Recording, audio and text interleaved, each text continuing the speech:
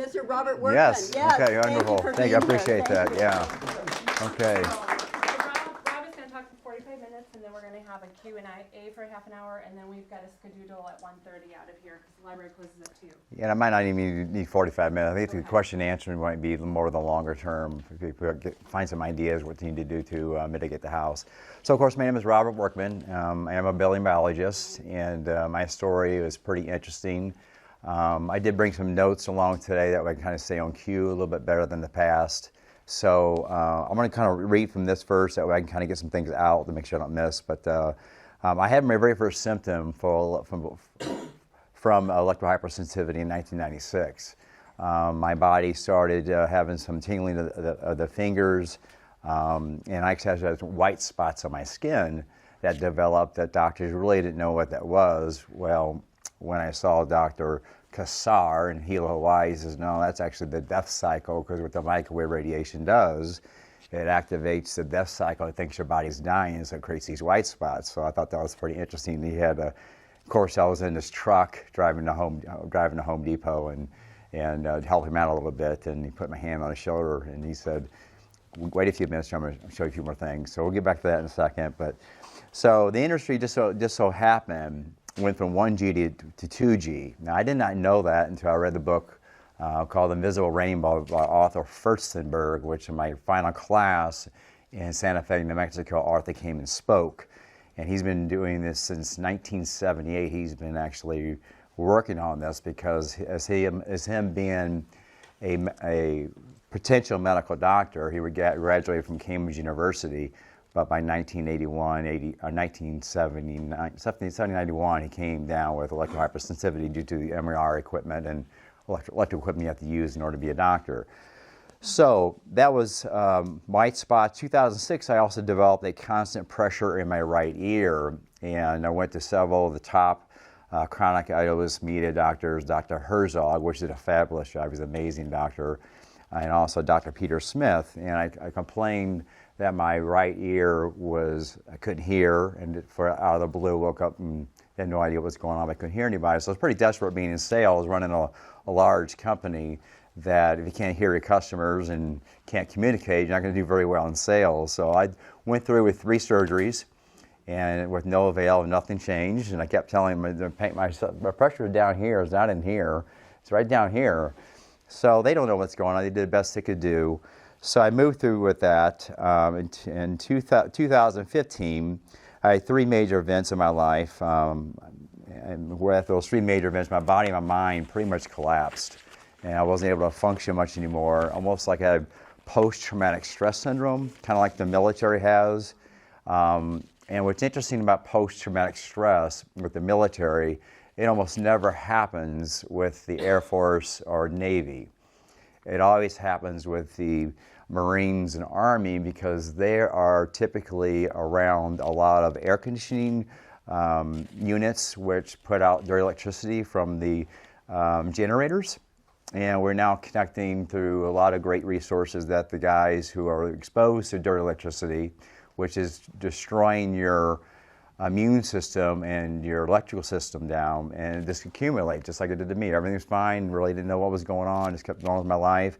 And then one day, I couldn't function. Well, in the military, when you see some your friend get shot up, obviously that's a shock. Then that immune system gets shut down, and they call it post-traumatic stress syndrome. Probably is connected to a little bit of the dirty electricity that's actually being used to cool those barracks down, because I was told they spent about $3 billion just on the air conditioning bill in those in the military. Pretty interesting. So we know now 3 to 10% will be affected at the highest level. 3 to 10% will lose everything. I can tell you they will. They will not be able to work. They won't be able to function in today's society. It will cost you about $2,000 to $4,000 a month of medical care expenses that will not be covered by your medical insurance. The divorce rate's already at 50% when you come down with that, because you won't be able to provide for your family, and they're not going to really understand what's going on. I wasn't really able to piece together the puzzle, like I said, until I met Arthur Furstenberg. And when Arthur spoke, of course, he read the book. He actually wrote the book, The Invisible Rainbow. But he actually did a real good epidemiology report on the history of electricity. And the book talks about Dr. Samuel Milham, which Dr. Samuel Milham has actually one that really connected the connection with the military and electrohypersensitivity and PTS. And dirty electricity is a huge problem. I'm going to get more into that here. But the grid, and if you tell, from 1877 is when most of all these major medical problems like diabetes and cancer, almost none of that existed. It's really an interesting phenomenon. When I read this book, and he has all documented, and I guarantee it would be in History Museum soon. It's the most well-written book I've ever read in my life, and I've written thousands of books. As my boss used to tell me, or mentors, he says, leaders are readers. We read all the time. So in my previous occupation, we had to read a book, read something of a book every day. So in 1889, AC current was harnessed by Nikola Tesla. It went from no use to intense use of AC current. In 1889, this so happened, was the year that the great influenza epidemic, it went worldwide. It killed 2 million people. Let's fast forward to 1918, which, here we go. I'll find my little notes here. Fast forward to 1918. I apologize, I've kind of skipped the page here. Wasn't really going to go. So that was when the next flu epidemic has started as well, and that's when we started laying more lines for more electricity. So I'm going to come back. Here we go. Here we go. The Spanish flu. That's what I was going to get to. The Spanish flu. When it went worldwide, when the radio waves started being launched, electromagnetic fields, that's why it became so deadly. And of course, I'm reading from the notes here to move through here. So historical progression, 1957, 1958 was the erection of the incredible powerful civil defense radar station, which coincided with the next influenza. 1968 was the first launch of a military satellite that coincided with the Hong Kong flu. Arthur is actually the president of the Digital Cellular Phone Task Force. So what he's done and used epidemiology reports is he actually looked at the grid. So when they electrified the cities and then took the reports of cancer and diabetes and other illnesses and diseases, and then looked at the off-grid in the same areas like farmland. Most of the farmland was not outside the city. It was not electrified until 1950. When those areas then became electrified, the cancer rates tripled, quadrupled, sometimes even 16 times higher than it was before it was electrified. So with us being electrical machines, we're electricity. The earth is electricity. It's why the lightnings don't strike from up down, they strike from down up. Because the earth is actually absorbing, it's like a big, huge pyramid of electricity flowing through us, those through our feet, up through our brain, out through the top of the ionosphere, back down. So whenever we started launching satellites, which is going to increasing the potential for the electrical grid of the earth and the ionosphere, we have a biofield. The earth has a biofield. We're all connected to that. We start adding extra detriments, other activity in that grid, just like it's done for the past 150 years since Nikola Tesla invented AC current. We're looking for a disaster, and that's not actually saying things too lightly or too heavily. That's saying it mildly. So the nice thing about building biology is it was actually founded in 1970, after the war, post-wars in Germany. And a lot of after they built the buildings after the war, people started getting sick. So they started as building biology. They started keeping these notes and records and found out there was a connection between our bodies and the house. So as I like to say sometimes, when Winston Churchill once said, "You build a house will build you." And we know that if your electrical system is messed up in any way, if you have dirty electricity in the house's electrical system, it now feeds your electrical systems. And of course, we are electrical machines. So if we're electrical machines and it's being fed something dirty or off kilter, it's going to affect how we can actually heal or feel good, or depression, what have you. So as a building biologist, what we do is we like to go in and look at the house in a couple of different ways. We like to look at the electrical fields, the magnetic fields, the radiation, the dirty electricity of each part of the house, and find out what part of the house does not meet building biology standards.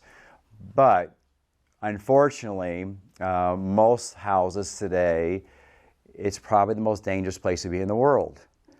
And the reason why that is in warfare, you want to keep the enemy away in their side of the territory, not in your house. So what we've done with technology, we brought that enemy into our house, and we feel that the cell phone towers are the biggest culprit or issue with radio or radiation, and it's actually not. It's actually what we brought into our homes from a few different ways. Number one is through the cell phones. Number two is your Wi-Fi router. And according to Dr. Klinghardt, my doctor, who really helped me get on track as well, Wi-Fi is a destructive 2.4 gigahertz frequency. It was designed for destruction. That's all it was designed for. I mean, you use it in England for docile to numb down the population. We also know that the military contractor called Thrasher invented the 900 megahertz frequency, which is your cordless phones. And what that frequency does, it's specifically designed to open your blood-brain barrier. Now, all EMFs open your blood-brain barrier, it will leak, but that one's specifically designed for that. And the 2.4 is specifically designed for numbing the population down and sterilization. That's what it was designed for, and there's plenty of science behind that now. So when you look at a combination of a 2.4, a 900 gigahertz, or 900 megahertz frequencies, you combine those together, then you add Monsanto's little deal, and you have Roundup added to the equation. What that has done is now stripped our foods from any minerals, including our cells, and it's specifically designed to take the aluminum that's in your system and inject it in your brain. I find that pretty coincidental, or a little bit suspicious, that that's what it's designed to do, or what it has been doing. So what I have found is if you can reduce the exposure of what we bring into the house, first of all, you can have a lot better chances now of having some ability to get better or heal. The 2.4 gigahertz frequency also, and the 900 megahertz frequency, the only two frequencies in the world that you do not have to have a license to use. The government loves to make money on these licenses. That's where all these different frequencies are being sold now. So the government makes money. The FCC now obviously hands those out because they have their agenda.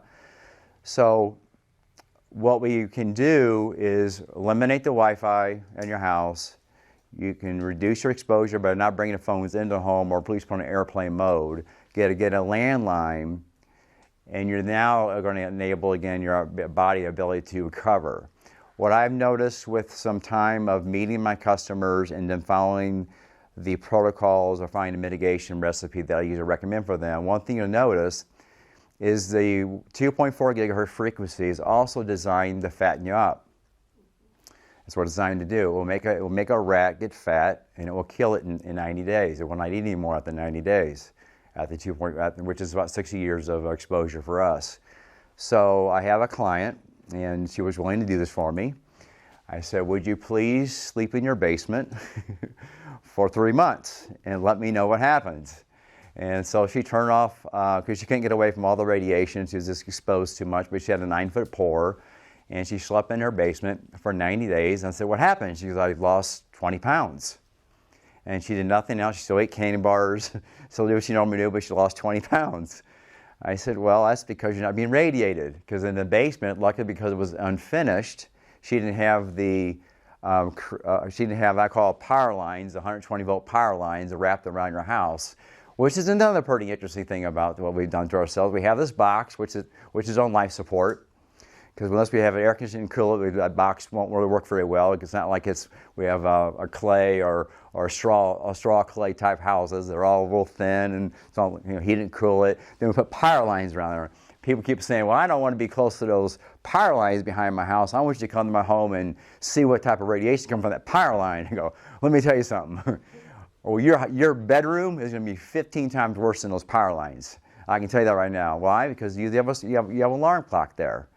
And then that alarm clock goes into that 120-volt socket, and then what it does, it then comes into your clock, and the electrical fields from that line is usually 20, 30 times higher than being right below power lines, because that is a power line. It's just a different voltage, but it's a power line. And then you have your power lines wrapped around your house, and then they pulsate in 6 feet. And when you pulsate in 6 feet, then you add direct electricity to it. And where does direct electricity come from? It comes from a few different things. Switch mode power supplies. Everybody has them now because our computers, of course, smart meters, they have to go from a higher voltage to a lower voltage. They don't run on, they're not lineal. They run on different higher or lower. That's to download them to lower voltages. When they do that, they inject direct electricity back in your lines. And now that we have our bonding wires or system ground, which goes from your box to your water pipe for a case of a lightning strike, well, all your garbage now goes into the bond, into your pipes, and travels into your neighbor's house. And then what your neighbor does gets in the lines, and he starts traveling around and goes in your house. So you have a lot of millivolts worth of direct electricity traveling all throughout the grid. Then we also got the neutrals now from the power company because they want to save some money. They don't want to spend the money to go from your house to the substation. They want to go ahead and save money, so what they do is they just run it right on the ground because the ground's a great conductor. It travels right back to the substation. The problem is when you do all that direct electricity gets back in the grid again and gets transferred back. Go ahead. What do you mean by dirty electricity? Well, dirty electricity is just generated. What it is, we have a 60 cycle circuit up and down. 60 cycle, 120 volt, it goes 60 up, 60 down. Whenever we have the switch mode power supplies of any sort, it creates what we call dirty electricity. It's higher harmonics or transients. We call it dirt that gets on top of that 60 hertz. And they're usually in the kilohertz range. 2 kilohertz and the harmonic, and they keep bouncing on top of each other. Then you also have your inverters from your solar panels now. You think, well, we want to be green. Right? That's why we get solar panels. Well, unfortunately, you might be green, but you're now adding a tremendous amount of dirty electricity back into the grid because the inverters are adding into the 20,000 or 20 kilohertz worth of dirty electricity, and they ride on top of each other, and it travels around like one big happy family. That kind of answer your question there? Okay. So if the ideal thing to do, I have a customer now that I work with right now in Maryland, in the Webster Groves. She contacted me, and what we're doing, we're removing her 200 amp service off her bedroom to the back of the house. We had to deal with Kirkwood right now and deal with them. It took forever. Ideally, I wanted to get it off the house and set up like a cage, and put up her smart meter, because or the non-RF smart meter, whatever you call it. And then I actually want to put in an analog meter, okay, which is a real analog meter has a filter built into it, so it doesn't go back into the grid. I wanted to run into that, run over there into the digital or the electrical meter, a smart meter, and do that way. But they wouldn't let me do that, so I have to attach it to the house. But what I'm going to do, I'm going to run it, and we're also going to run her cables in what we call MC cable, which is aluminum clad around your wires. That way the electrical field does not pulsate into your house 6 feet from all around the house. Now in your hospitals, I think even hotels, they require it to be wrapped in the MC cable, but now we use Romax. And the problem with Romax is only when you have a hot wire running to the load, then you have a neutral which comes back. As long as those wires are close together, it eliminates what we call magnetic fields. Okay, and they stay close together, like real tight. Now, if you use a knob and tube wires like we did years ago, then you create huge magnetic fields that get spread apart. The reason why the utility companies have the hot and neutral spread apart, because they can't bind them together up there because it wears out and it would actually cause issues. So they spread them out. That's why if you get below a power line, you usually have high magnetic fields because those lines are far apart, plus the voltage is in the 700,000 volts, 120,000 volts. So by putting them close together, you're eliminating the magnetic field. The problem is it does not eliminate the electrical fields. And you don't have to have any current to have a electrical field. Just as long as you have power, as long as you have power behind it. But if you add a aluminum clad over it, okay, you eliminate those electrical fields, which helps to eliminate the dirt electricity because it can't travel through that. So it all rides on top of each other. Okay, go ahead. I just wanted to say a couple more things about dirty electricity. Almost all appliances give up somewhat dirty electricity, okay? It's there. But like the smart meter, it actually produces more dirty electricity, okay? And actually you pay for that. It's not, you pay for it, but it does nothing for you. You don't really get the use of the electricity. It's just, that's why they call it dirty. It's just, like Dave would say, it's foam on top of top of beer. It means nothing, okay? But it costs you more. And that's why. Yeah, so when really when the utility company saves and not run the neutral back to the power stations, then now there's more dirty electricity into the grid, and then you get charged for that again. So your utility bill is about 15 to 20% higher than probably what it really should be. So what you can do to mitigate that is you can add in a filter, like a static filter, into the at the box in your house, which will actually filter the whole house. So a DNA filter, which I'm a big fan of. You have your Stetson filters, and the DNA filters and the static filters, for example, they do a really good job by cleaning that up for you, so you don't get charged for that additional dirty electricity. And I've had clients have actually saved where their bill was $900 a month because they had like it was like a health spa type place. So it was really high because of all the electricity, and theirs dropped down to like $400 a month once they put in the static electricity. Yeah, so she's been in an alternative health care provider, kind of off the grid, for about 20 years now, and she just couldn't believe the difference that she saved just by putting that thing in. This is before I even got involved in this business, and we were just talking about it. He said, "Oh, I have a static filter that was put in. This is what I've noticed so far." Go ahead. Would you repeat the names of those filters, please? Static filter. There's also a filter that I work closely with a gentleman named Bill Bathgate. He actually came to St. Louis here recently. His website is DE, like dirty electricity, DE filters, LLC.com, and that's his website. You can get the DNA filter, which there's also a sine tamer, SINE tamer filter, a little bit less expensive filter that you can get, but we find that so far that in St. Louis, because of all what's going on, especially with the inverters from the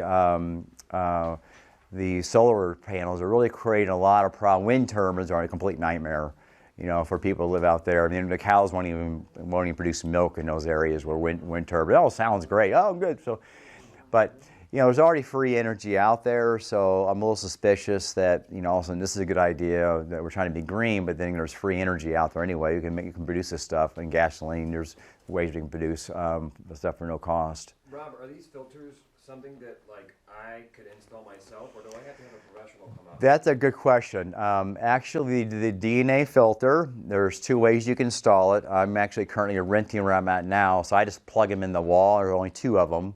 But ideally, you want to have them installed in your panel, and maybe have an electrician just do a minor, put two outlets right by your panel. One goes to one side of the leg, the other side of the leg, so two sides of the panel. Just install it there.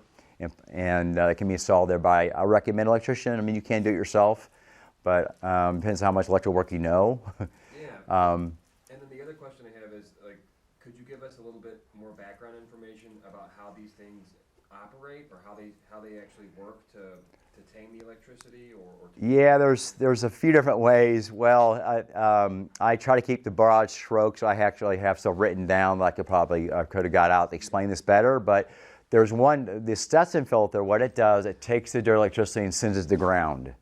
There's a hot, there's a neutral, which brings it back to the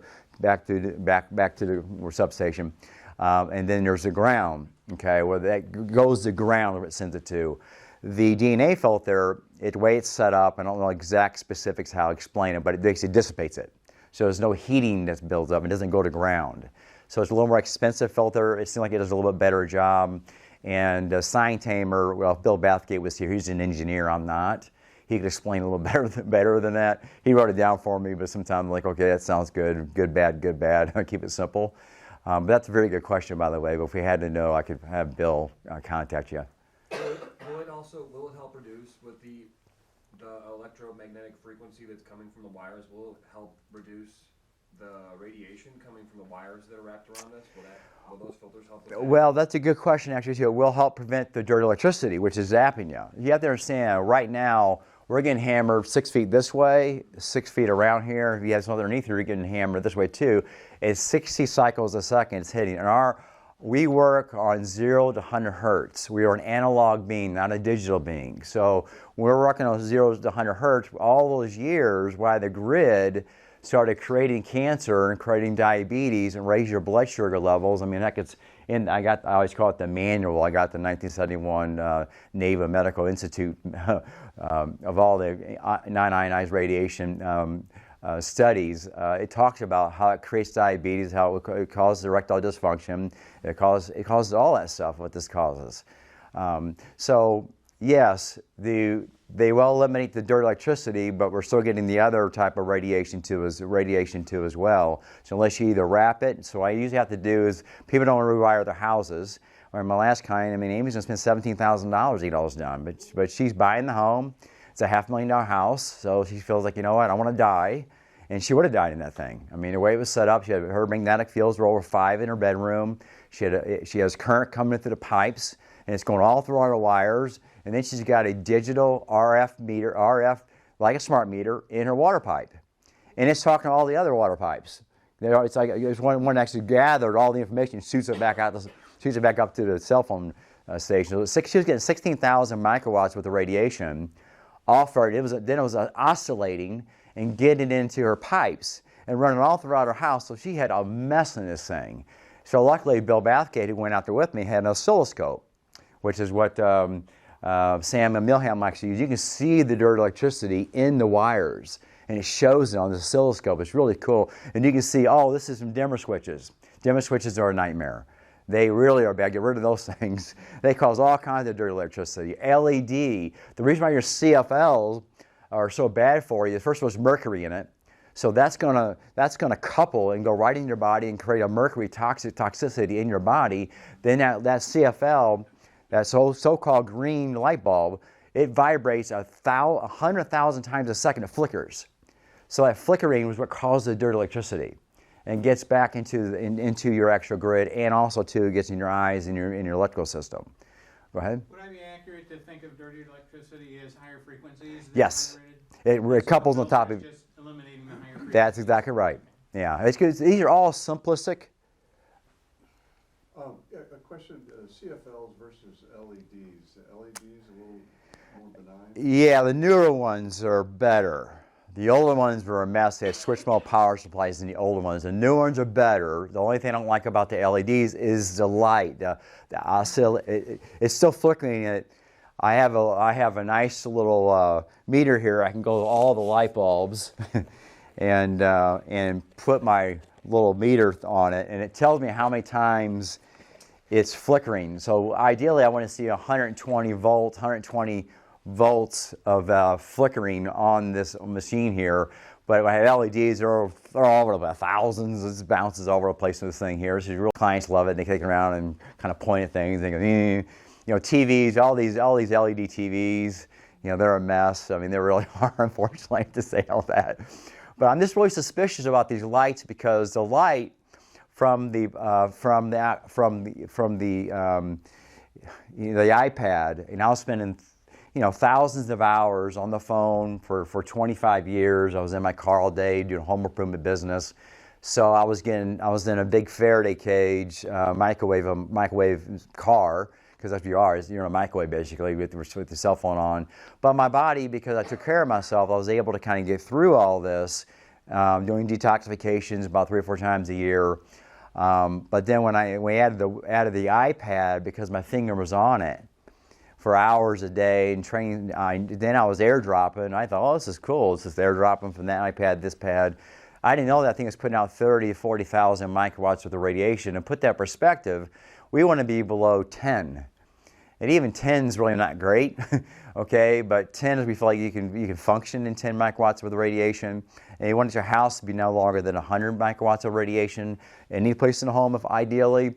But when you sleep, you want to be below 10. Well, you're putting out 20, 30,000. Your phone sometimes pulsates, depends on what it's trying to get to, up to 2 million microwatts of radiation. That's just a pulse, and usually goes back, it settles down a little bit. Every time you text, I'm very suspicious about texting too, because it becomes, now when you're touching that device, we have a biofield around us.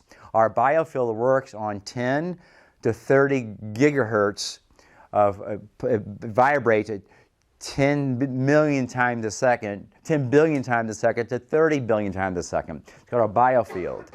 And all these devices, especially when you get into the millimeter wave, are all working on from 1 to 30 gigahertz worth of frequencies, which is going to affect into our biofield. It's like the biofield of the Earth, the ionosphere, we're all connected to that stuff. When you start adding the millimeter wave, first of all, the millimeter wave doesn't work anyway. I don't care what they tell you. 5G is really 1, 2, and 3, 4G. It's what it is. It's not really it's not really 5G. It's just 1, 2, 3, 4, and they bring it closer to your house. And then you have the millimeter wave. So suppose if you have a 5G phone, you can download faster and it will work. But as soon as you move your phone a foot, it goes back to 4G again. So now they got all these devices, all these excuses now to get all these transmitters right outside your house, but it's also got 4G in it, 1, 2, and 3, and 4G in it, which now you've got more intense radiation on us 24/7, which all this is going to affect our biofields. And also, too, you're going to have more potential. The more cell phone towers you have, they have inverters. They go from the AC to DC current. You can't buy DC current. You have to convert it to DC. Anytime you do that, you inject more direct electricity into the grid.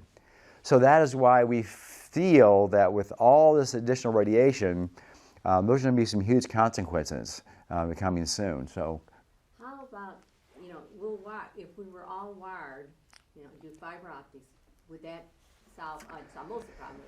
okay, I'm glad you brought that. It's a really good question. And for me, probably 6 months ago, I said absolutely. If we're all wired, instead of Wi-Fi in the whole Earth, Will you repeat the question, please? What if we were all wired? If you went to wire and went totally to fiber optics, would that solve the solution? Would that be the solution? yes, it could. But if that's the way it was actually going to happen that way, it would work, because you're not exposing yourself to all the additional radiation. And it's supposed to be better, isn't it? It's definitely better and faster. There's a reason why Microsoft doesn't use Wi-Fi. The reason why banks don't use Wi-Fi, because you're going to get your information stolen. So why should I have a device in my house, which is now I have my Social Security number back on my house again? I remember my grandpa in I think it was 1982, 83, said, Grandpa Elmer said, I can't believe they put our Social Security numbers on our driver's license. And look how stupid that was. Now we have more than your Social Security number. Now they know not just your Social Security number on your side of your house. They know everything you're doing just by the frequencies of your power on that device, and then it talks to all your TVs. Your TVs are talking to them. It becomes like a balance. It's really an interesting phenomenon, because these digital meters actually like to use electronic meters. Whenever you try to get your smart meter removed, don't say smart meter. Say electronic meter. Because you use the electronic meter, then you have a better chance of getting it off. Say, I want a non-electronic meter. I want a mechanical.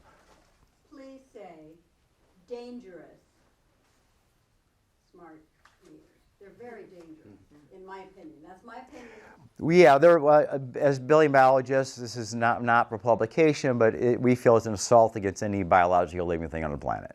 And I think we should say why the telecom communication doesn't do wires, because it would cost more money, them more money. Well, that's right. In 1999, according to Barry Trower, which is a microwave weapons expert from 1960s on, they had a meeting in 1999. They just said, instead of using a smart, elegant way of giving us the information, they decided let's go ahead and use a non-smart way of transporting information, which is the wireless technology. All wireless technology is toxic for anything that lives on this planet. It will end up killing everything, all the insects. It will kill everything on the planet over time, unless we make some changes here pretty soon. You think? Go ahead. Could that be what's affecting the bees?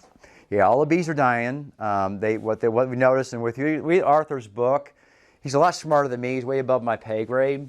He explains all this in detail from the first transmitter or the first radio tower in 1906. It went up. It was actually on an island.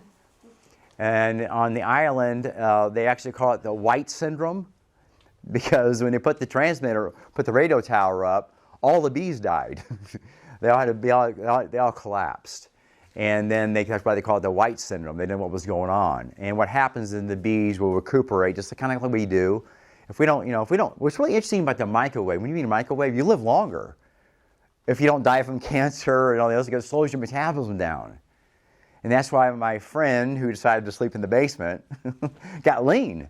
I mean, she did no working out. She got lean. And all she was doing is getting away from all the radiation, all the wires from the house. And I was a personal trainer for 6 years, so I know more about working out and health and fitness probably than 99% of people I talk to. I ate and breathed that stuff. I ran the Vic Tannies in St. Louis for many, many years. I traveled. I was in Kansas City for a few years. I went to Del Mar, California.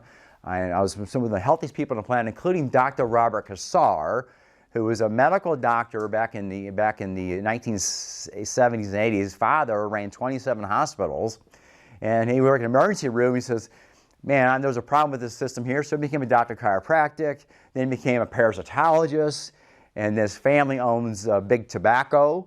They own the Cretek Corporation. So he kind of started this little retreat in Hilo, Hawaii, to go ahead and kind of even out the good and bad. And I'll never forget, I was on my 7th day of not eating. It was a 3-week fast. I had to go there for 3 weeks. I was on my 7th day of not eating. He goes, let me take you into town. I said, okay, sounds good. And he drove his truck, and he stopped, and he says, do you feel anything? I go, no, I haven't eaten nothing in 7 days. I don't feel nothing.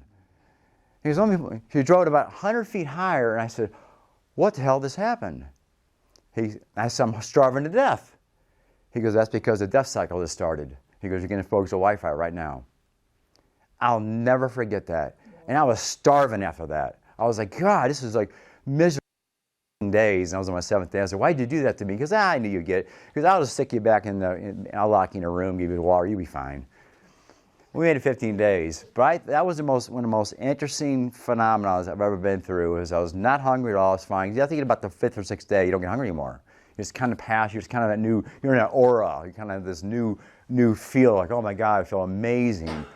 I get exposed to Wi-Fi, I thought I was going to die. I mean, I really was starving to death. Go ahead.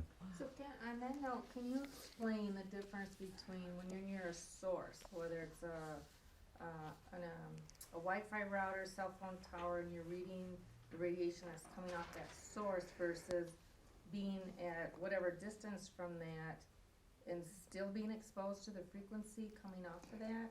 Yeah, well, obviously distance is your friend. Okay, but with the suspicion that I see here in America, because in Russia, you have to run the neutral, it has to be big enough to go back to substations. In Russia, you're not allowed to have a microwave, ever. Yeah, they used to call it radar range. Radar range, but that wasn't very sexy, so they tried to change it a little. Anyway, and they found out because when the GIs or the military was by the radar, their candy bars would melt. And they said, oh, this is a neat idea. And then they came down to microwave sickness. So electrohypersensitivity is really microwave sickness. This is a fancy way to turn it back and make you feel like it's your fault. It's like saying I'm sensitive to mercury. I'm sensitive to lead. We would never say that. But it's different about peanut allergies and so forth, as I think someone mentioned maybe earlier, is you can actually get away from that. Like in the 70s, my dad used to take me these bars down to Lake the Ozarks. Just the smoke drove me crazy. And my dad goes, go outside then. No big deal. I went outside, got away from it. You can't do that now. It's everywhere you go. So distance is your friend, okay? But your Wi-Fi in your house is usually many more times more powerful than the cell phone tower is, because it puts out about 300,000 or 400,000 microwatts of the radiation. Distance is your friend.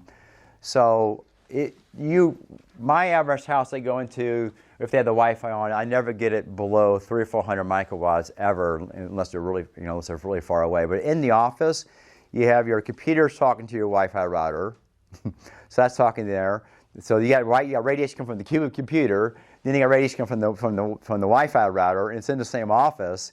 And sometimes they have then you have your copy machine.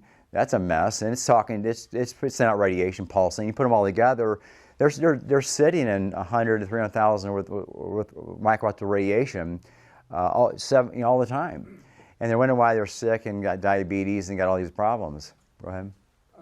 So Bluetooth earbuds,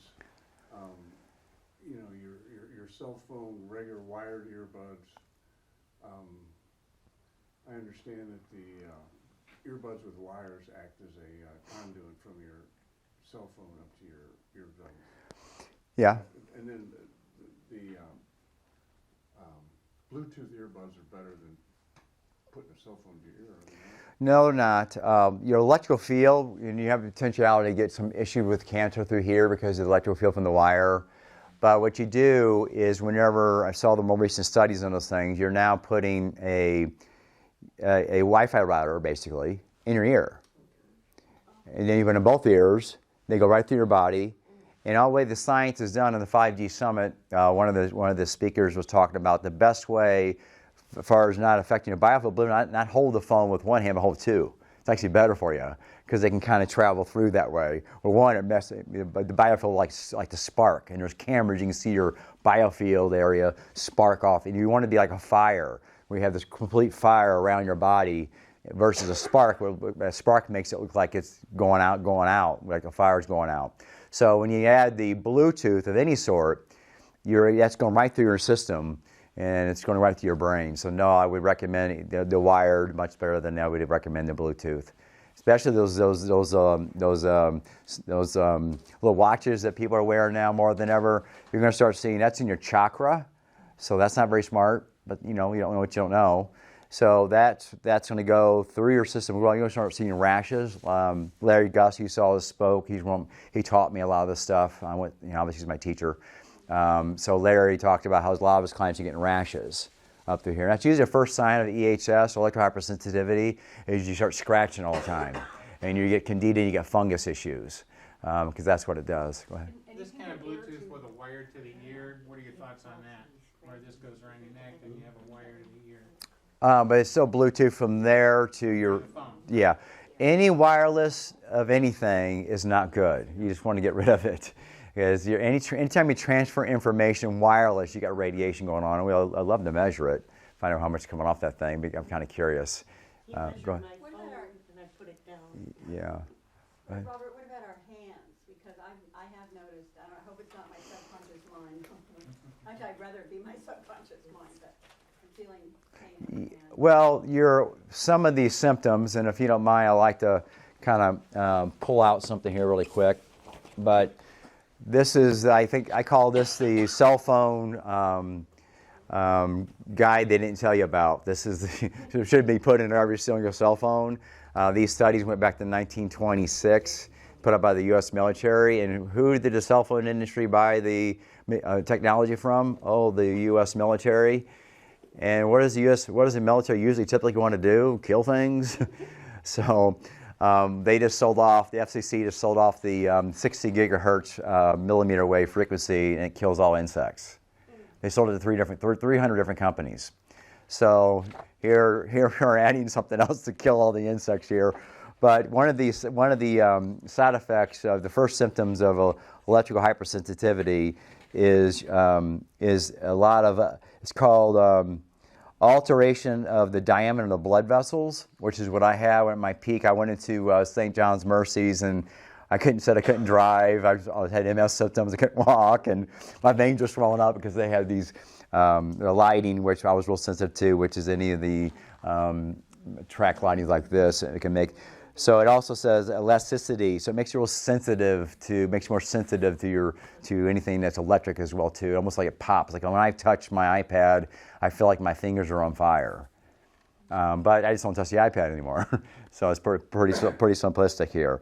But bone marrow issues, brain issues, sinuses, you decrease electrical resistance of the skin, alter penile function, reduce urine, alter blood flow rate. It's funny because when I was seeing my doctors, my veins just swell up 1 minute, then next minute later they shrink back down, and that's what this stuff does. This does all kinds of crazy things. Dehydration, death. One of the side effects of. There's over 8,000 studies. This is 1,800 of the studies here. It's called the Naval Medical Research Institute. Well, that's a place. That's not the name of the study, though, right? Well, that's the name. That's the people who did it. Right, but I mean, does that particular report have a name, a title? Well, I would just look up the National Technical Information Service, possibly, or the Naval Medical Research Institute. I'm not that smart, so I just know this is what it is. Those things, NTIS, Yeah. is just a place to go find studies, but it's not the name of the study. Yeah, you can go to the.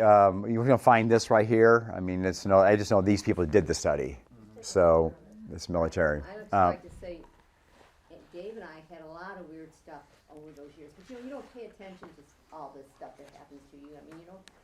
But we looked at everything of all the weird stuff that happened. I broke out with things on my head. My head was swollen. I don't know, it was just weird. And Dave broke out in a rash one time too. And just different things that I just think there's a lot of, you just don't, we pay attention to every little thing. We'd probably be really a lot worse off. We were already healthy. We were already into the health food and eating organic and everything you can imagine, So we would have been a lot worse off if we hadn't been doing that. So let me get into the mechanism in a minute too. Go ahead. Robert, please mention about how if you hold a cell phone next to a beehive, all the bees. Oh yes, yeah. Our food supply. Yeah, The bees die and the insects. Well, yeah. Actually, when I said Dr. Casar, he had a beehive down there, and he wouldn't do it for us because his bees won't come back. Well, we do know if you put a cell phone by a beehive, within 5 to 10 days, it completely collapses. It only takes 5 days; they're done, and usually they won't come back. We do know that for sure. I actually just read a study on that. I have it with me someplace. I just looked it up. If you go to Arthur Furstenberg's, so go to Arthur Furstenberg, go to his website.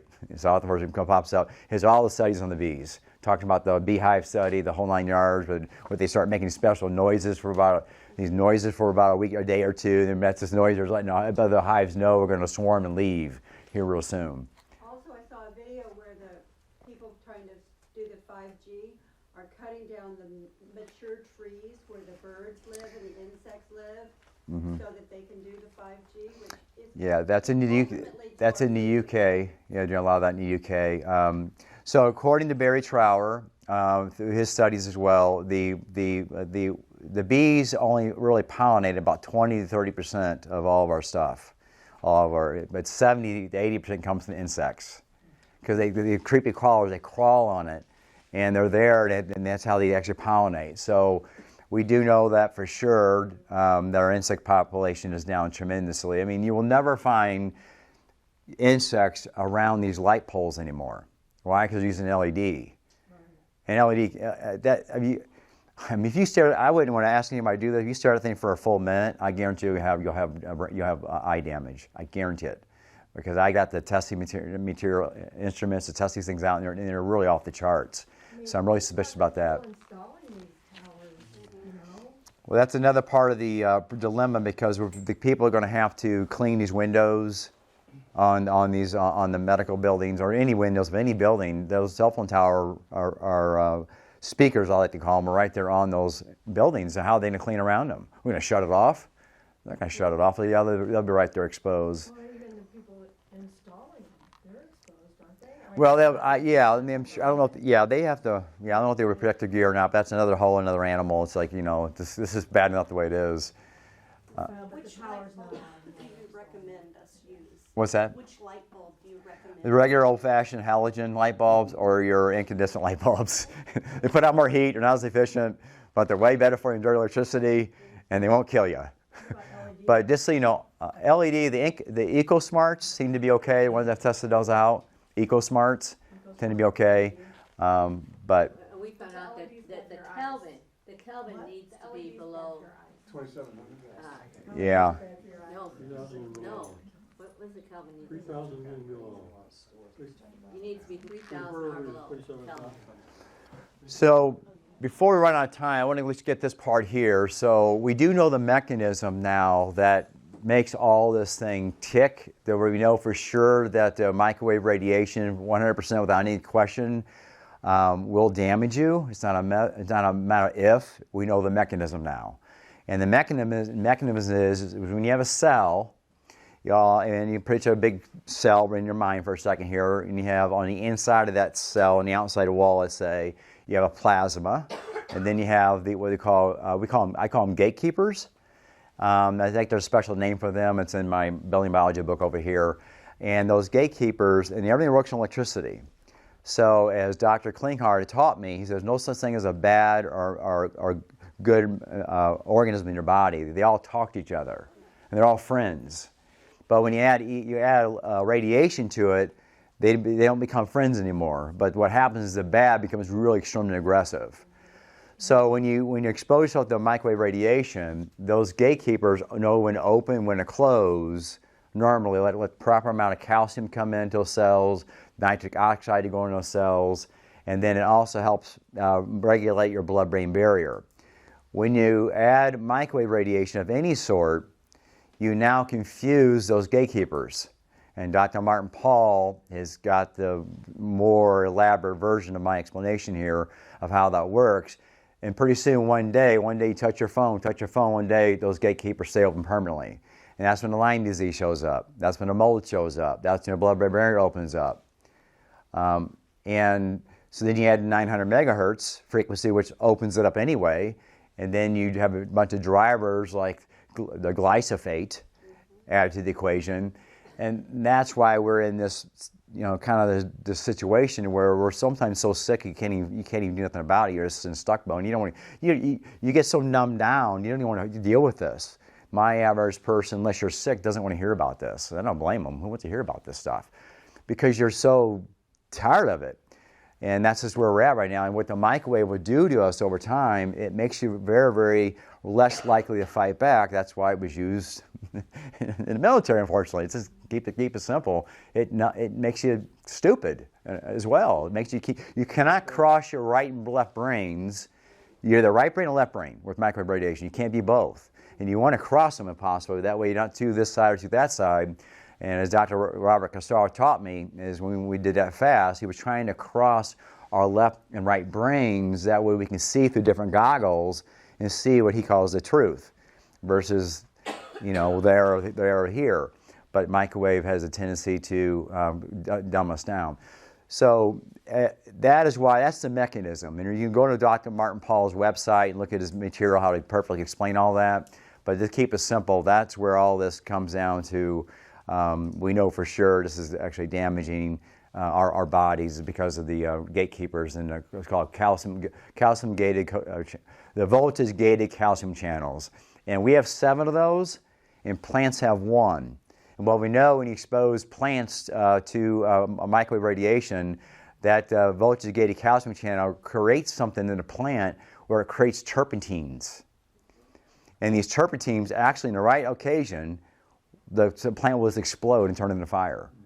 And they're wondering why we're having these weird fires in California. Well, when you're exposing everything to microwave radiation, they start producing these terpenes, and then now you light a fire on top of it. We're very suspicious about why those fires have gotten worse because of the voltage-gated calcium channels to plants too.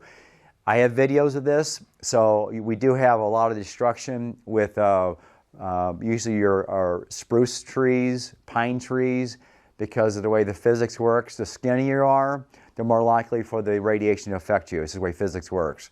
The more mass you have, well, I recommend keep it because it's going to affect you less likely. You know, every health clinic I went to, when I talked to the sickest people, one was a Boeing engineer. I never forget, he had tears in his eyes, and he said, "I don't know how much longer I can take of this." And they're always really skinny, and they're always like to eat like 2 foods. That's all you eat, 2 foods. You know, a vegetable and a vegetable. That's about it. And because that's what the microwave radiation does. It makes you create tons of food allergies. So, any more questions? Do you happen to have a business card? Yeah, I do have business cards, and I got some flyers. I have to go. Yep, absolutely. Yeah, let me go ahead and. I'd love to have a card, and thank you very much for coming. Yeah, no problem. Yeah. Here, you just take a couple of those things if you like. Okay. All right. Go ahead. Any more questions? Yes.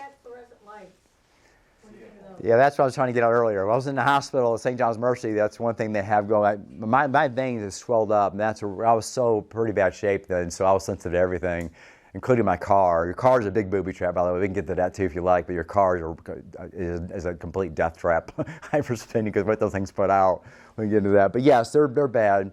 So they create a tremendous amount because switch mode power supplies go from the AC to DC current. They bring the voltage down so it runs. It creates a tremendous.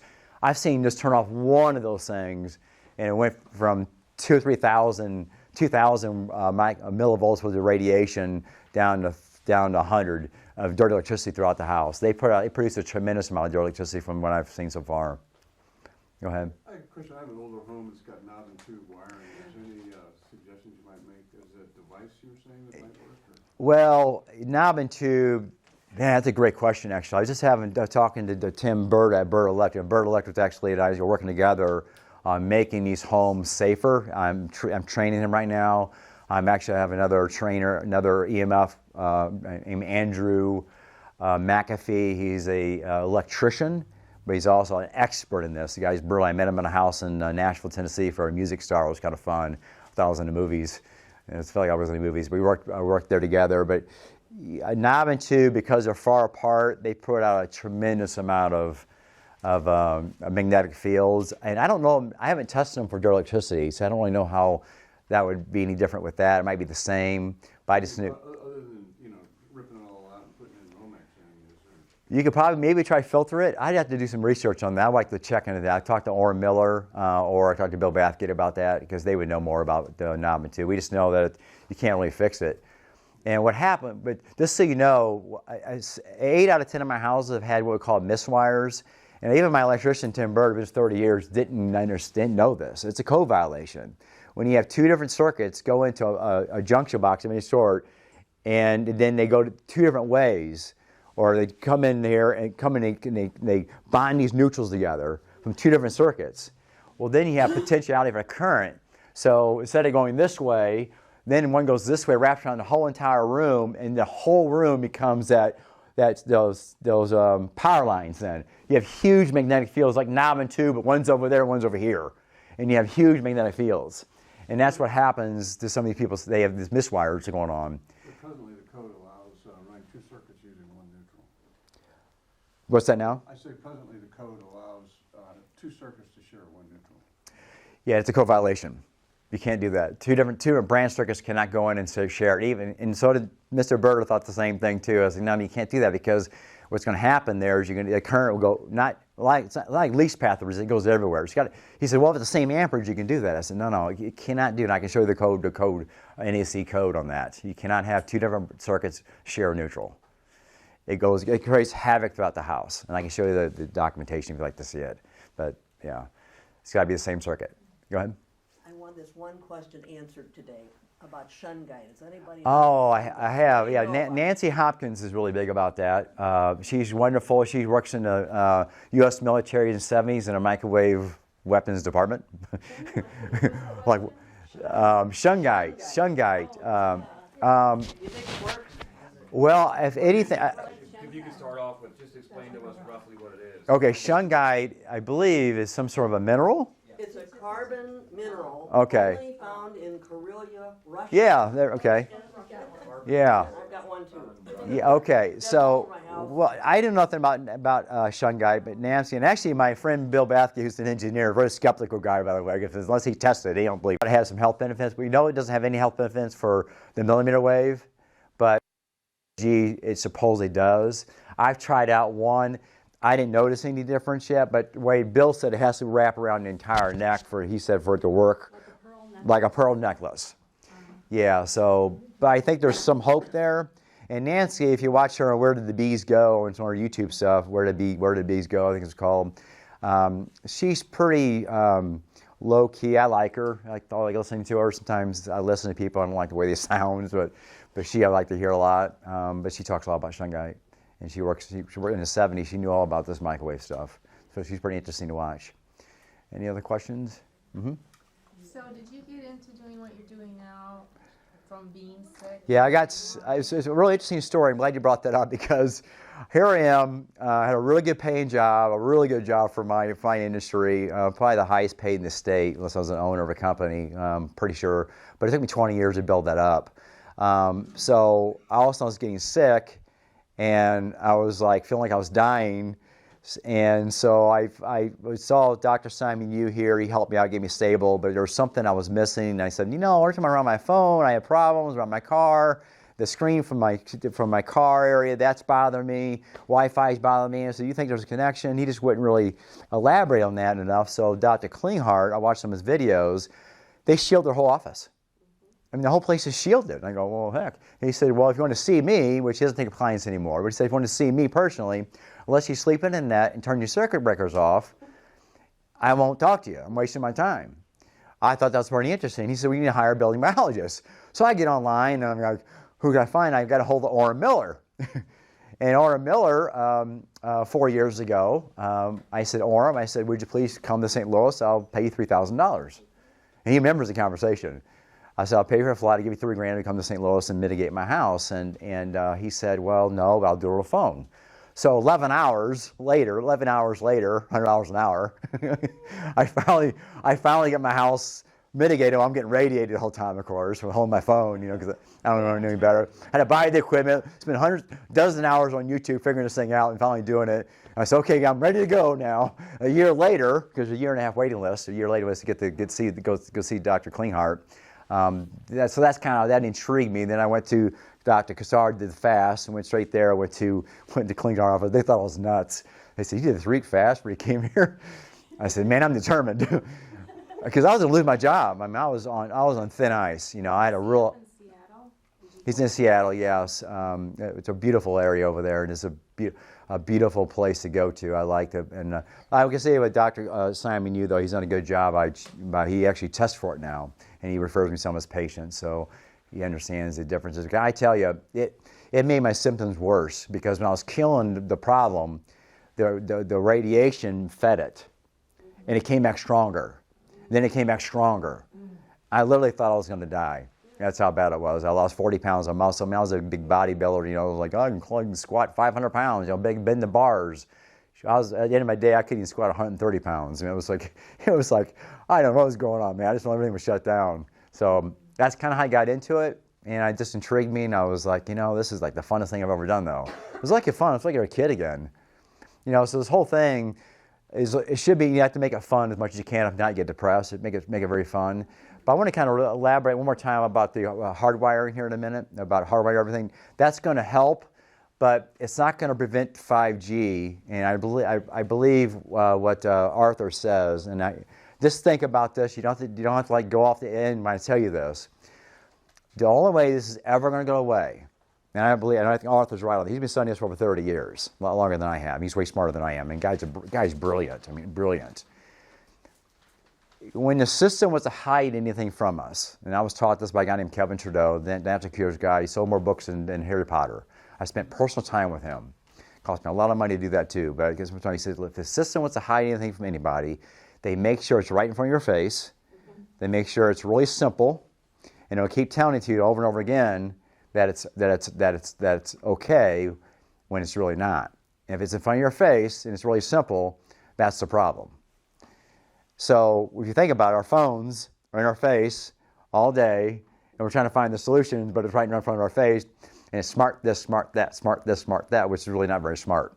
Everything I've ever tested that was smart was a disaster. Now, I have a funny acronym for SMART. You guys don't get mad at me for saying this, but I think the S stands for secret, the M stands for military, and A stands for armaments, and R stands for residential, and T stands for technology. Secret, military, armaments, and then residential technology. I haven't had any proof on that, but this is kind of the way I'm able to absorb that in my mind to make sure I don't think that it's okay. Because this doesn't seem like anything they say is okay is really that okay at all. So, go ahead. Are you aware, I saw a commercial that said 5G will be turned on in St. Louis December 9th or Okay. whatever date. Okay. December 9th of this year or next year? Just within the past few weeks, the thing that really alarmed me was I've never had I also have been poisoned and no one can understand, but I luckily found an environmental doctor that went right to the fungal and the mold and the different things, but 2 weeks ago, heavy metals, parasites, 2 weeks ago, my blood pressure shot up to like 200 over 1. I've never had a blood Yeah, that's pressure 5G. Yeah, it does that. I also have lost the use of my right hand. Yeah. I'm completely electrified. Yeah. I have Let me my say, dots are coming all over me now. let me get in one more thing about the 5G. The millimeter wave, the way it works, is supposed to be to where your skin, first of all, is an antenna. It's the largest organ we have. So we're hitting our largest organ with this millimeter wave stuff, and we know that it's either 90 gigahertz you can evaporate. Well, actually, that's what they use for crowd control. But 60 gigahertz will evaporate you.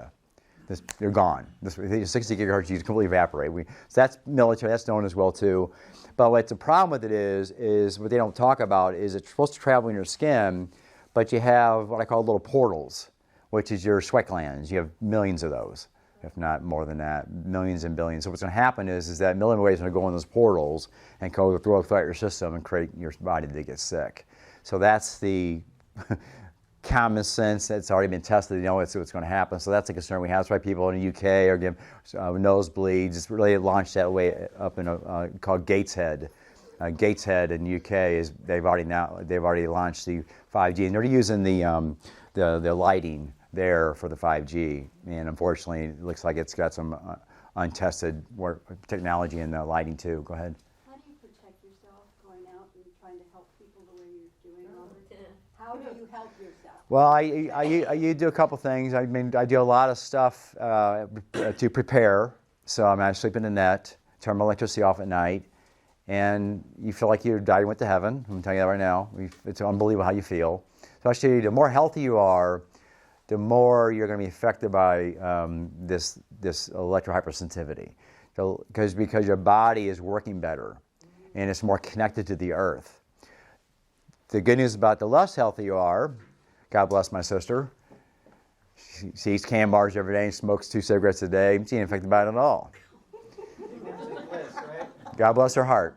She's got lead, cadmium, and everything else in her body from the cigarettes. And Dr. Kazar said, well, Rob, there's actually 4,000 chemicals we put in that thing, not just 2 or 3. So you say sleep in a net, Faraday cage? Yeah, it's a net. The cheapest way to sleep in your basement, if you have a 9-foot pour, turn off your lights above. That's great. You get usually below 10 microwatts of radiation in most people's basements.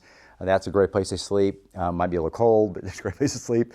Unless you all have it drywall and drop ceilings and all that stuff, that's a little harder to get it where it needs to be. But you need to turn off the electricity then.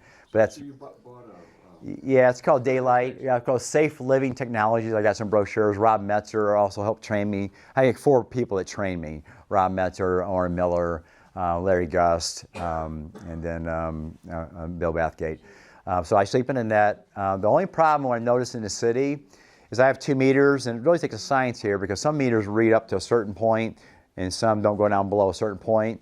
So when I do my meters, I have to have this one here, which measures from 650 megahertz to 10 gigahertz. This goes up really high to really. We've got 5 minutes. Okay. We gotta close up, we got Okay. 15 hours before we- So I have another meter that goes down to 27 megahertz. So I have to use both of them. What happens is there's a lot of radio waves coming in, and I actually feel the radio waves. The lower frequency type waves. And this doesn't pick up very much of the radio waves at all. They're below the 600, the 650. So that's why I have to use two. Go ahead.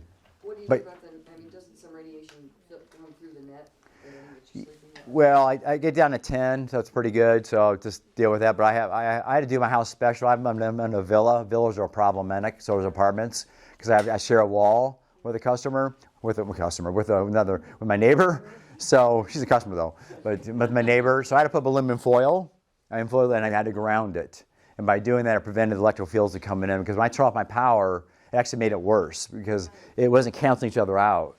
So I had to turn on my power, but then ground it, block it, and now it blocks all of it. Go ahead. Do you think, in terms of the question that was asked about protecting yourself, that right now we have RFID wallets. Do you think people will start producing RFID clothing that will protect you? Oh yeah, there are extras clothing now. There's companies that do millions of dollars a year in that clothing. Less EMF sells clothing. Amazon sells clothing. My client in Nashville, who I went to her house, he wears it all 7 days a week and swears by it. So not everybody has the same benefit. Go ahead. What's it called? Have you tested the EMF cloth, the protective cloth? Well, if it's cloth as far as putting it around your body or cloth. Well, they sell like bed sheets or it's a cloth. I was going to put it like this. Yeah, if it's got silver in it of some sort. I mean, sure it works. Just get a meter and test it out, and just go by how you feel. But I think they all work. I mean, I have one of the girls, Elizabeth, who's coming to building biologist as well. She lives in Kansas City. When she had a tent that blew up, and then she put a cloth over it, and it's like a $30 tent just popped up, and she put a little cloth over it, and she was able to sleep in it and got it down to like 1. It was unbelievable.